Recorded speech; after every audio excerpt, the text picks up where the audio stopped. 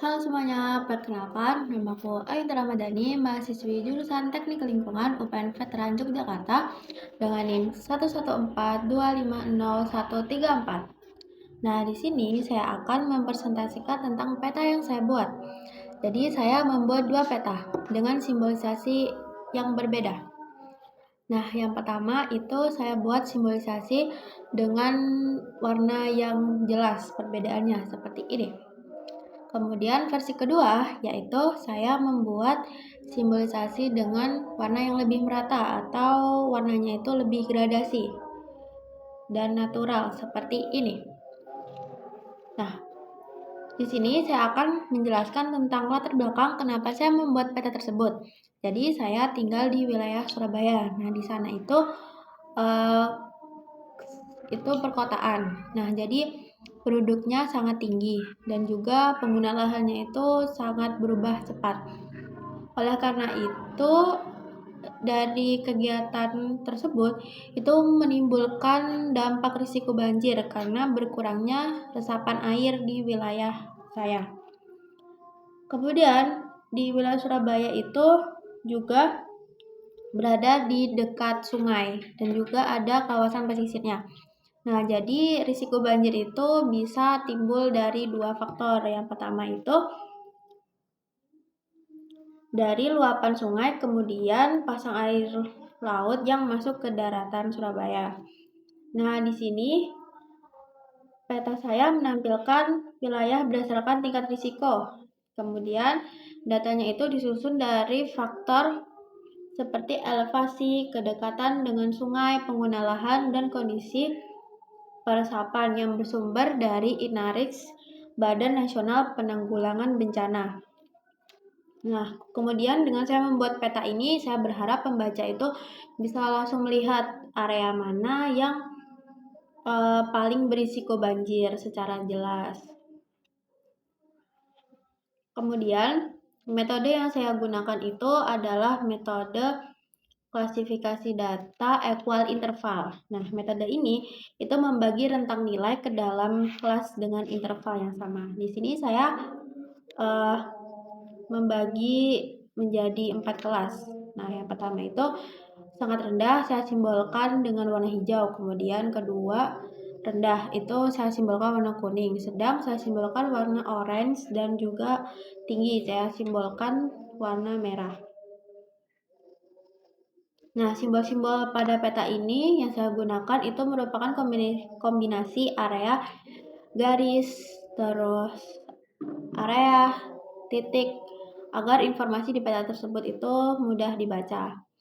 Nah, simbol area yang digunakan untuk menunjuk tingkat kerawanan banjir, seperti perbedaan warna yang sudah saya jelaskan tadi. Kemudian di sini saya juga mencantumkan simbol garis. Nah, yaitu yang pertama ada sungai, itu saya simbolkan dengan garis biru agar mudah dikenali sebagai unsur perairan.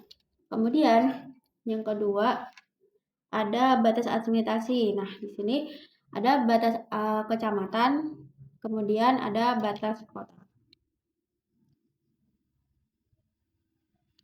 Nah, kemudian di sini juga saya menampilkan simbol titik yang saya gunakan untuk menunjukkan fasilitas penting seperti pendidikan dan juga kesehatan.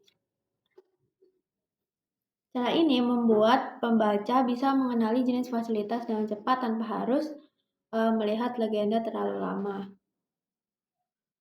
Kemudian penggunaan kombinasi warna, garis, dan bentuk mengikuti prinsip kartografi itu diharapkan menjadikan informasi menjadi jelas, tidak tumpang tindih, dan juga mudah dipahami. Simbol titik yang saya gunakan itu juga menambah nilai analisis karena menunjukkan lokasi fasilitas penting yang berpotensi terdampak banjir. Kemudian untuk keefektifan simbol secara visual. Nah, simbol yang saya gunakan itu sudah cukup efektif karena simbolnya itu konsisten dan juga itu bisa mudah dikenali cepat oleh pembaca. Nah, dari simbol garis, sungai membantu melihat hubungan antara aliran sungai dan wilayah rawan banjir di Kota Surabaya. Nah, pola ini tuh dapat dilihat jelas di peta itu area yang dekat dengan sungai itu cenderung memiliki tingkat risiko yang lebih tinggi.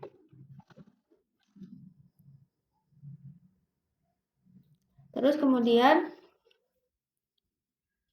evaluasi kekurangan dari peta saya.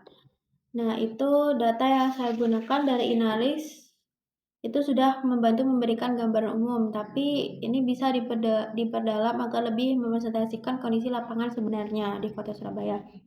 Kemudian beberapa faktor seperti daerah dan curah hujan itu belum saya tampilkan sehingga analisis masih dapat diperluas lagi. Kemudian skala peta itu masih tergolong kecil sehingga detail wilayah belum terlihat jelas. Simbol titik sudah menunjukkan lokasi fasilitas dan masih bisa dikembangkan dengan variasi ukuran untuk menambah informasi kapasitas atau tingkat risiko. Jumlah simbol titik yang saya tampilkan juga belum mewakili seluruh fasilitas yang ada di Kota Surabaya. Kemudian, pada pembuatan peta ini saya akan menjelaskan tentang metode yang saya buat. Nah, saya menggunakan metode equal interval pada peta area rawan banjir di Kota Surabaya. Metode ini membagi data ke dalam beberapa kelas dengan rentang nilai yang sama. Setiap kelas memiliki interval yang konsisten, sehingga perbedaan nilai kerawanan dapat terlihat jelas dan juga sistematis. Klasifikasi data dilakukan melalui proses reclassify, berdasarkan nilai kerawanan banjir dari data Inaris. Nilai tersebut kemudian dibagi ke dalam beberapa kelas yang dipresentasikan dalam bentuk grid code. Nah, grid code 1 itu menunjukkan tingkat kerawanan rendah, simbolnya warna kuning. Kemudian grid code 2 menunjukkan tingkat kerawanan sedang, simbolnya warna oranye. Grid code 3 menunjukkan tingkat kerawanan tinggi, bersimbol warna merah. Selanjutnya, untuk yang sangat rendah itu dilakukan penyesuaian dengan menambahkan kelas yang sangat rendah tadi untuk memperjelas perbedaan pada tingkat kerawanan yang paling rendah. Secara kuantitatif, nilai kerawanan banjir dikelompokkan ke dalam interval tertentu yang kemudian disederhanakan menjadi 4 kelas. Jadi wilayah-wilayah tadi itu semua itu dikelompokkan menjadi 4 kelas tadi. Pembagian ini mengikuti prinsip equal interval, yaitu setiap kelas memiliki rentang nilai sama. Hasil peta menunjukkan bahwa metode equal interval mampu menampilkan perbedaan tingkat kerawanan banjir berdasarkan nilai asli data. Nah, wilayah dengan tingkat kerawanan banjir tinggi terlihat lebih jelas dibandingkan wilayah dengan tingkat kerawanan yang lebih rendah. Metode ini sangat efektif digunakan menurut saya saat tujuan petanya itu adalah menampilkan besaran nilai rawanan secara langsung dan juga objektif. Oke, jadi itu saja yang bisa saya presentasikan tentang peta yang saya buat. Jadi terima kasih atas perhatiannya dan sudah menonton video ini. Wassalamualaikum warahmatullahi wabarakatuh. Terima kasih, Pak.